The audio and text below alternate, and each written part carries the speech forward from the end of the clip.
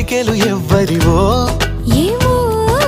అటు అటు అటు అని నడకలు ఎక్కడికో ఏమో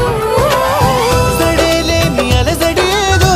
ఎలా మదికి వినిపించిందో స్వరం లేని ఏ రాగంతో చిలిమికెలా స్వాగతమందో ఇలాంటివే తెలియక ముందే మనం మరే కథానిక మొదలైందో మనే కథానిక మొదలైందో ఇటు ఇటు ఇటు అని చిటికెలు ఎవ్వరివో